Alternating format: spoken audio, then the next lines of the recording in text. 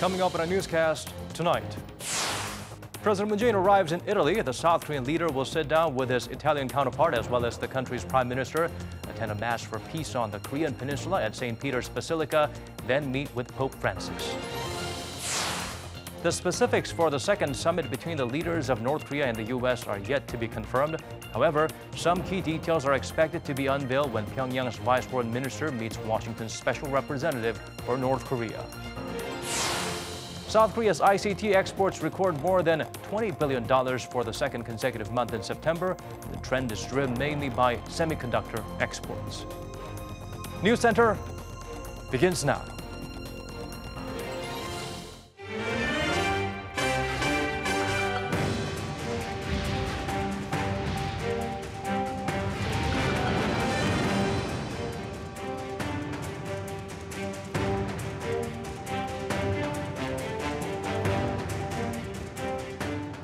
It's 8 p.m. here in Korea, live from our studio in Seoul. This is Arirang News Center. Welcome to our program.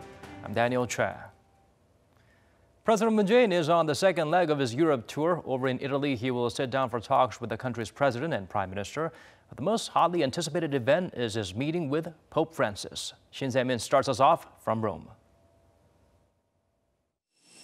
Rome is the second leg of President Moon Jae-in's five-nation trip around Europe. After wrapping up his four-day state visit to France, where he shored up the tight relationship between the two sides, the South Korean leader is looking to do the same in Italy, again on the issue of his administration's engagement with North Korea. President Moon will meet with the Italian president and prime minister on Wednesday before heading to the Vatican later in the day. Cardinal Pietro Parolin will preside over a mass for peace on the Korean peninsula at St. Peter's Basilica, in which President Moon, himself of the Catholic faith, will participate. It's a rare opportunity for President Moon and the Roman Catholic Church, as the Vatican hardly ever holds a special mass for specific countries. Prior to his arrival, President Moon wrote an article published in L'Osservatore Romano, a daily paper in the Holy See, urging the Vatican to engage with North Korea and back Seoul's efforts to denuclearize the regime for the sake of peace in the region. On Thursday, President Moon will sit down with Pope Francis for around an hour, where he will relay an invitation from North Korean leader Kim Jong-un for the Pope to visit Pyongyang.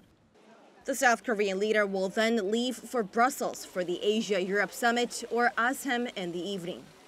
Although it's just the second leg of his marathon trip to Europe, much of the attention is being focused on his less than three-day stay here in Rome and the Vatican, as the world is keen to learn on whether the head of the Roman Catholic Church will actually become the first pontiff to visit the now not-so-reclusive regime of North Korea. Shin Se-min, Arirang News, Rome. U.S. President Donald Trump has given a rough date of the second summit with his North Korean counterpart as sometime after the midterm elections in November. While they tossed a few possible venues, the location hasn't been confirmed just yet. Park Ki-jun points out some of the possible candidates. President Trump says he will have another summit with North Korean leader Kim Jong-un and confirmed that it will take place after the midterm elections. He made that commitment in an interview with AP. And when asked about the location of the summit, President Trump said that it will likely happen outside of the U.S., although there will be one in the U.S. at some point. He'd said previously that 3 or 4 places are being considered for the second summit, but he didn't elaborate other than to rule out Singapore, the site of the first summit. The North Korean capital of Pyongyang and the Chu's village of Panmunjom have been named as likely venues, but there is also a good chance it'll be held in a third country and not on either leader's home turf. Several Japanese news outlets citing U.S. government officials believe it could take place in a European country, such as Sweden, often used as a communication channel for North Korea and the U.S., or Switzerland, which has a North Korean embassy and where Kim spent several years at school. Another possibility is Mongolia, one of the few countries that has friendly relations with the North. North Korea's state-run media reported that Mongolia had sent Kim an invitation, saying that he can visit whenever it's convenient for him. It had offered to host the first summit back in June. The specifics are still up in the air, but they'll be finalized during the expected meeting between North Korea's Vice Foreign Minister Choi Sun-hee and U.S. Special Representative for North Korea Stephen Biegun, who will also discuss specific steps toward denuclearization. Park Hee-jun, Arirang News. There's been progress in denuclearization talks with North Korea. That's coming from the U.S. Defense Secretary while he was speaking to reporters earlier this week aboard a flight to Vietnam. James Mattis pointed out, despite its difficulty, the talks to dismantle the regime's nuclear program have made progress, and such diplomatic efforts will continue. The defense chief added troop training and military cooperation between the allies is ongoing, although joint military exercises between the two countries have partly been suspended. Mattis brushed aside speculation of him being replaced, adding that he has never talked about leaving his position with President Donald Trump. The U.S. and Russia agreed to cooperate to achieve North Korea's final, fully verified denuclearization. Although working-level talks for a second Pyongyang-Washington summit haven't started yet, there's speculation the regime's leader Kim Jong-un may visit Moscow soon. For details, let's turn to our Kim Yo-sun. Washington's envoy in charge of North Korean affairs, Stephen Biegun, met on Tuesday with Russia's Deputy Foreign Minister Sergei Ryabkov and Igor Morgulov in Moscow. The U.S. State Department said the two touched upon issues surrounding the Korean Peninsula as well as those related to the non-proliferation of weapons of mass destruction and arms control. It explained the two sides agreed on full coordination to bring about North Korea's final, fully verified denuclearization, or FFVD. A department spokesperson said the talks were warm, friendly, and they explored a number of areas of cooperation. Biegun's trip to Russia comes a week after his North Korean counterpart Choi Sun-he's visited the country. While many speculate the two would meet soon in Austria for working-level talks, there are reports North Korean leader Kim Jong-un may visit Russia in the coming weeks. Quoting various sources, the Russian daily Izvestia reports that Kim's visit may come before the U.S. midterm elections in early November. Kim Yo-sun, Arirang News.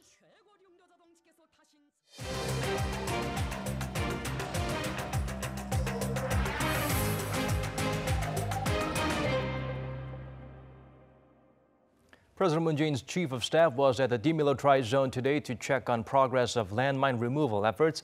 Jong-seok is also in charge of the committee tasked with implementing the agreements made by the two Koreas, one of which was to get rid of the mines. He and other members of the committee traveled to Arrowhead Ridge, also known as Hill 281, around 90 kilometers northeast of Seoul. According to the Cheongwade, the objective was to see that things are going smoothly in the landmine removal and the recovery of the remains of fallen soldiers. They also went to encourage the soldiers who are risking their lives to get the job done. Seoul and Washington are in close communication regarding plans to reconnect roads and railways across the inter-Korean border.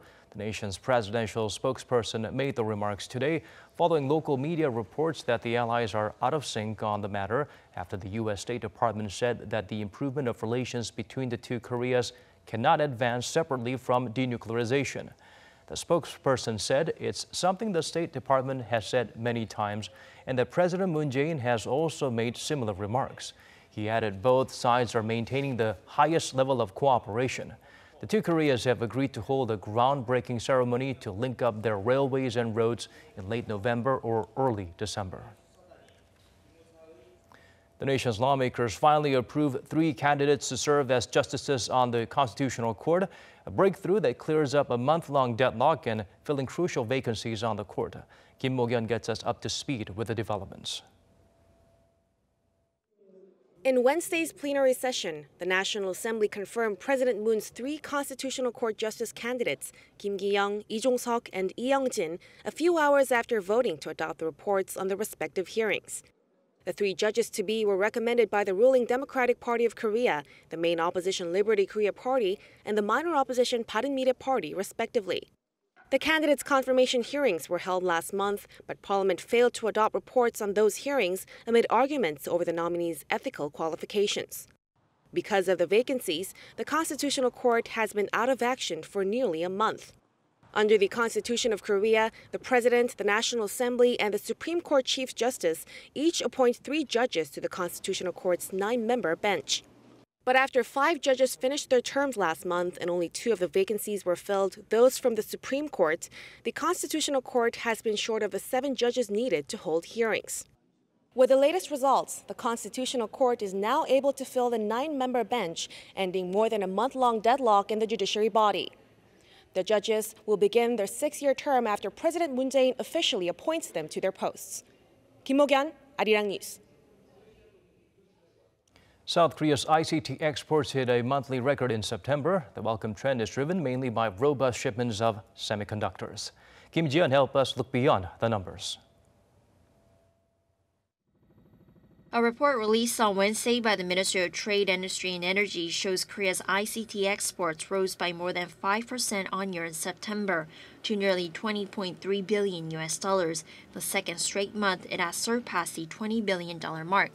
The country's ICT trade balance also marked its highest monthly surplus of around $12.3 billion last month, as ICT imports stood at $8 billion. The lion's share of the exports was semiconductors, which also recorded a monthly high in September of a combined $12.5 billion, a near 27% increase on year. It's the fifth straight month it has topped the $10 billion mark. Shipments of memory chips and DRAM soared by 44.5% and by more than 54% on year, respectively. Exports of displays rose by more than 11% on year to nearly $2.6 billion due to an increase in OLED panel shipments. However, the report notes how exports of LCD large panel displays dwindled because of heightened competition from Chinese manufacturers. Smartphone exports jumped nearly 37% on year last month to nearly $1.2 billion, despite having the disadvantage of having to cater to a highly saturated market. Exports of computers rose by more than 12% on year to $110 million. By region, exports to China marked a record high at $11.6 billion in September, a near 17% increase from the same month last year. Kim Ji-yeon, Arirang News. Staying here in the nation, over-the-counter derivatives transactions hit a record high in the first half of the year, mainly due to rising global economic uncertainties. According to the Financial Supervisory Service, such transactions topped $6.9 trillion during the January to June period, up 14.8% on year. OTC derivatives have their transactions negotiated between two parties rather than through an exchange. Just comparing the numbers in H1, it's the highest on record since related figures were first compiled in the year 2003. The agency said there was an increase in transactions of interest rate swaps due to uncertainties over the rates in Korea and abroad. The amount of cash and deposits held by households fell in August for the first time in more than 5 years. The Bank of Korea says households' M2 money supply, that is, liquid money including cash and deposits with a maturity of less than 2 years, dropped by $444 million on month in August, marking the first decline since February of 2013. The BOK attributed the dip to a rise in households buying new houses in recent months. But thanks to more liquidity among corporations and financial institutions, Korea's total M2 supply increased in August by 0.6% on month and 6.7% on year, totaling about $2.3 trillion. It's too early to talk about providing international assistance for North Korea's economic development. That's according to the World Bank's senior vice president in charge of development, Mahmoud Mohieddin, who was visiting Seoul on Wednesday. He said the World Bank could provide support when the time comes, that is, when the North Korean regime lives up to the expectations of the international community and when the regime becomes a member of the International Monetary Fund and the World Bank. His response comes after the nation's finance chief Kim Dong-yeon asked the heads of the two organizations for their involvement in North Korea's future economic development, emphasizing the progress made on the North Korea nuclear issue. Last week, 5 South Korean climbers were killed in a snowstorm while scaling a mountain in the Himalayas. Today, their bodies are returned home. Yoon Jung-min has the full story. The bodies arrived at Incheon International Airport at 5 a.m. on Wednesday on a flight from Kathmandu, Nepal. The caskets were carried by families and friends of the deceased who were waiting at the cargo terminal. The group of climbers led by famous mountaineer Kim Chang-ho were found dead Saturday near their base camp on Mount Gurja in western Nepal. The 5 climbers were struck by a snowstorm while pioneering a new trekking route to the 7,000-meter Mount Gurja. 49-year-old Kim, who has some 30 years of mountaineering experience, was the first South Korean to scale all 14 peaks above 8,000 meters without using supplemental oxygen. Kim also showed great loyalty to his colleagues. Back in 2011, he volunteered to find a colleague who was lost on Annapurna and never made it back. In 2013, he was stricken with grief when he lost one of his group members while descending an 8,000-meter mountain in the Himalayas. A joint memorial for the 5 mountaineers will be held on Friday. Yoon Jung-min, Arirang News. South Korea's Ministry of Justice granted humanitarian stay permits for hundreds of Yemeni asylum seekers on Jeju Island. Not all who applied for it were approved. Kan Young-woo tells us more. Jeju Immigration Office decided to give humanitarian stay permits to 339 Yemeni asylum seekers on Wednesday, allowing them to live in Korea for at least 1 year. According to the Justice Ministry, the Yemenis are not being given official refugee status, meaning that unlike registered refugees, they won't receive any financial support from the government. The Yemeni asylum seekers with humanitarian stay permits need to apply for an extension every year and are allowed to leave Jeju Island for other parts of the country and apply for jobs. The ministry rejected 34 Yemenis' requests and held off decisions on 85 others, including cases that require further inspection. The ministry decided to reject the 34 Yemeni applicants who are considered to be seeking asylum for economic purposes and gave no humanitarian stay permits to them. Wednesday's decision brings the number of Yemenis allowed to 362, including the 23 Yemenis who were granted the same right to stay temporarily last month.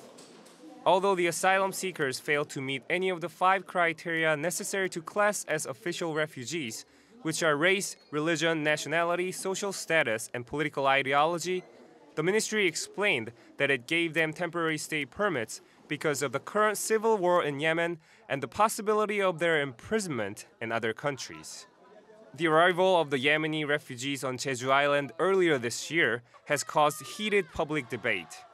Some have argued that the refugees could be seeking economic advantages and that an increased number of similar cases could lead to crime or social problems, while others have insisted that South Korea should be more generous and open-minded when it comes to accepting refugees.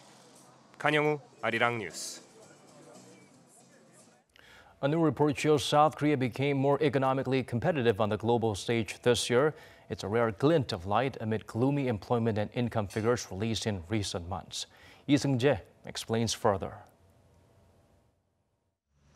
In the latest World Economic Forum Competitiveness Index report released on Wednesday, South Korea's overall ranking rose 2 notches to 15th, thanks to an improvement in the nation's macroeconomic environment and a high level of information technology. While Asia's 4th largest economy ranked relatively high out of the 140 countries surveyed, the report said this year's gains were tempered by challenges in the country's labor sector and certain structural issues. The World Economic Forum changed some items it reviewed, and the rankings were based on the new evaluation scheme. South Korea's rankings in terms of its institutions and infrastructure came in at 27th and 6th respectively. However, the nation topped the list in both ICT adoption and macroeconomic stability. The report had South Korea at 19th and 27th in terms of health and skills, while the number for product market, labor market, financial system, and market size ranked 67th, 48th, 19th, and 14th respectively. In addition, the report says the nation leads the ICT adoption pillar, boasting some of the world's highest penetration rates, but it added that while South Korea is a global innovation powerhouse, it struggles with the less tangible drivers of innovation. The World Economic Forum noted South Korea's 2 weakest pillars are its product market, mostly due to the lack of domestic competition, and labor market, caused by its rigidity and suboptimal utilization of human capital. Lee Seung-jae, Arirang News. Japanese Prime Minister Shinzo Abe once again sent offerings to the controversial Yasukuni Shrine, this time while on his visit to Europe. He has regularly paid respects in such a manner to the shrine, which honors Japan's war dead, including several Class A war criminals, angering South Korea, China, and even the U.S., among other countries. Seoul's foreign ministry released a statement saying that it cannot help but express grave concerns over the PM's glorification of Japan's wartime aggression. The ministry urged Tokyo to reflect on its past wrongdoings and take sincere, responsible measures to earn trust from neighboring countries and the international community. South Korea's Gimpo International Airport's domestic terminal has undergone an extensive renovation. It is now fully open and ready to wow passengers. Lee Min-sun was there to check out the transformation. Gimpo International Airport has completed renovations on its domestic passenger terminal on Wednesday after almost a decade of work. The remodeling started in 2009 to improve the performance of the building and quickly respond to changing conditions like an increase in passenger numbers.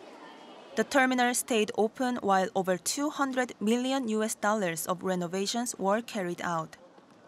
The baggage handling system has been upgraded, and there are 4 extra security checkpoints to process passengers more quickly. It's not just the exterior of the building that's been renovated. The internal facilities have also been upgraded for faster and more convenient use. To meet the growing demand for groups of passengers, the departure lounge has also been expanded. It's spacious and neat after the renovation. I think this space would be even better with some sculpture that can show Korean culture. The empty space near the waiting area on the first floor has turned into an atrium, allowing natural sunlight to flood in. While waiting for their flights, passengers can even come up to the rooftop observatory to watch airplanes taking off or landing. The airport has also increased the number of disabled restrooms from 8 to 37 and built 7 lounges for pregnant women. With the successful remodeling, the Ministry of Land and Transport pledged to further expand airport infrastructure and create policies to make airports safer and more pleasant to use. Lee Min-sun, Arirang News.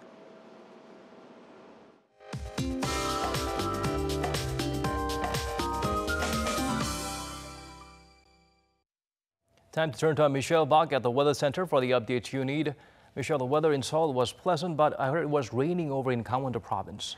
Yes, Daniel, the rain is currently focalized on the east of Gangwon-do province, but the rain is expected to spread, with the central region likely to receive up to 5 millimeters of precipitation by tomorrow.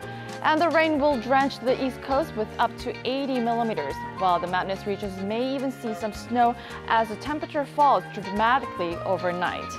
Now, further away you are from the east, you'll be less affected by the rain clouds.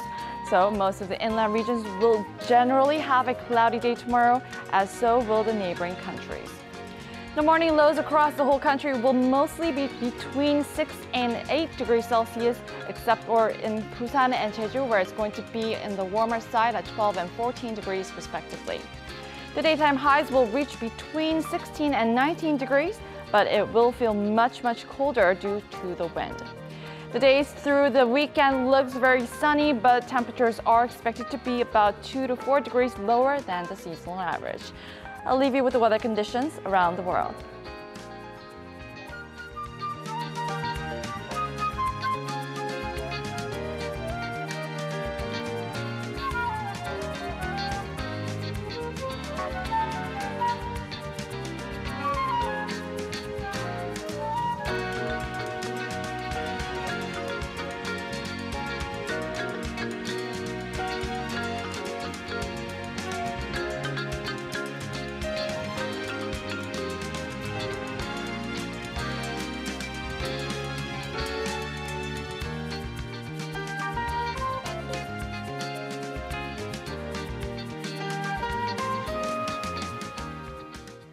That's all we have for you in tonight's edition of Arirang News Center. Wherever you may be tuning in from, thanks for staying with us.